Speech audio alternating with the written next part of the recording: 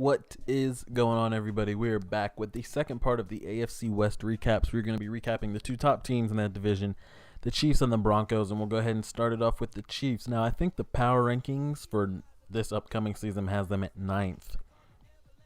But they also have one of the biggest free agency classes of players coming out. Like, a lot of their good depth quality players are free agents. I think they have a total of 10. And at the beginning of last year, they started out terrible, and then they ended up, they racked off 11 wins in a row is what I think they ended up finishing the season with, which ended up getting them into the playoffs. They ended up finishing 11-5. Did they start out 0-5 and then go 11 straight? It might have been something like that. You guys will have to let me know. And I think ESPN has them projected to go 10-6 next season. That's what they have them to go off of. Now, there's a lot of talks on ESPN that maybe this is the time to release or trade Jamal Charles, try to get something back in return. There's also talks of, is Alex Smith the move? Because a lot of that 11 games won in a row was due to their defense.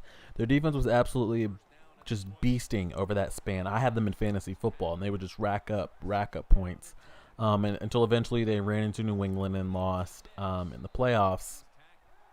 But for the most part, their defense was solid. Now, there's talks about possibly RG3 to Kansas City. I don't know if he's a better or worse option than Alex Smith. There's also other talks of renegotiations with Travis Kelce. Should he be locked in? Things like that. And then can they pretty much reproduce what they did on defense? Because if they did, all they need is just somebody on offense to do something. Now, Jamal Charles went down with the ACL injury, so that definitely hurt them a lot. Sharkandrick West and Niall Davis definitely helped. They did their thing, but they're definitely no Jamal Charles. Him going out definitely hurt their offense. And then Jeremy Maclin was not. I thought Jeremy Maclin was going to be a huge pickup. He definitely had his games there, here and there, but I was expecting a bigger impact than what he showed. So again, what I think they need to do is just like last year, they brought in Maclin and things like that. I think they need to get something on offense. Again, I think they need another receiver. Travis Kelce is definitely a top 10, top 5 tight end in the league.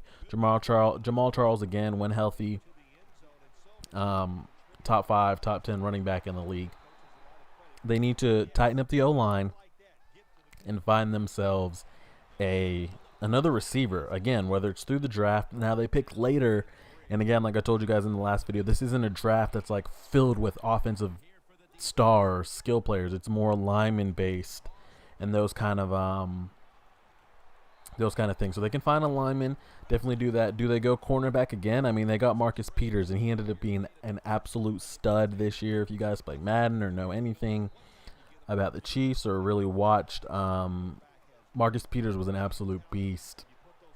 But the combine is coming up here shortly, and it looks like Andy Reid isn't even going to be attending the combine because he's got knee problems and yada yada yada. But there is talks about cutting Jamal Charles, which absolutely blows my mind. So I'm interested to see what they do on that. Again, 11-5. They finished one game behind the Broncos, so I mean they were there for the taking. The Broncos defense just happened to be better, and we know the result of that.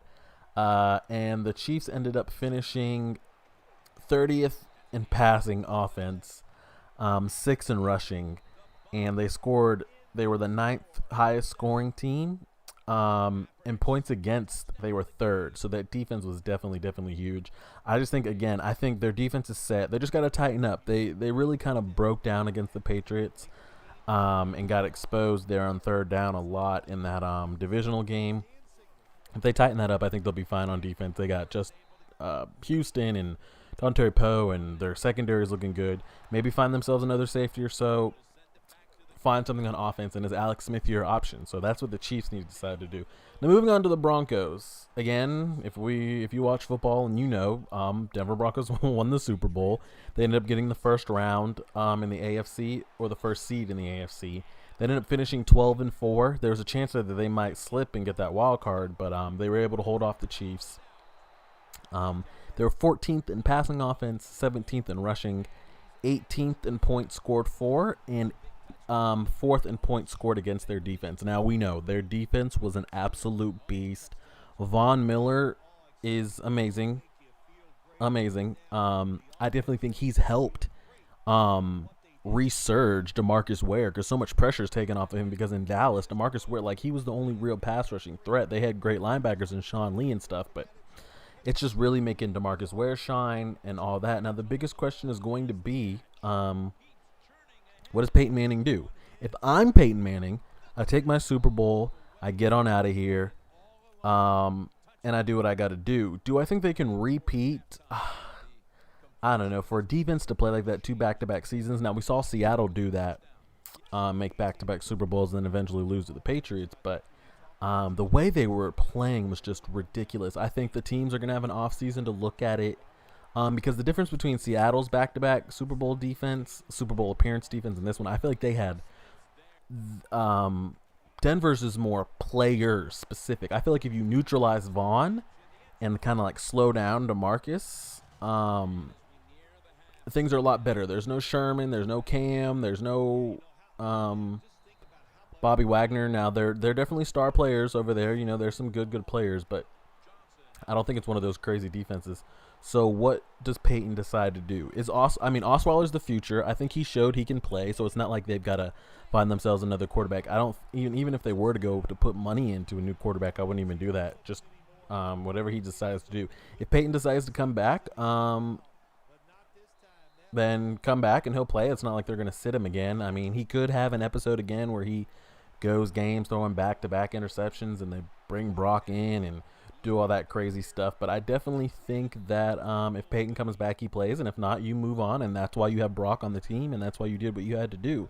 Demaryius Thomas dropped a lot of passes this year. Again, he scored. I mean, he brought in like 1,000 receiving yards and 100 catches, but there were so many crucial drops he had, and just the whole team had drops.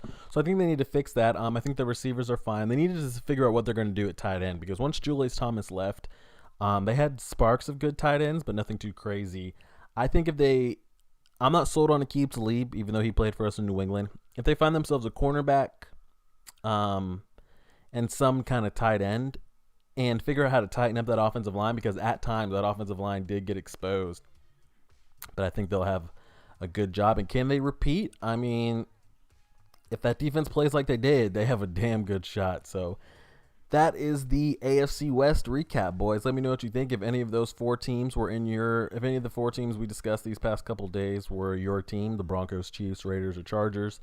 And let me know what you think each one of these teams needs to do to be successful and to repeat what they did. So I appreciate it, guys. All the links are in the description. Next will be the NFC West. And as always, deuces.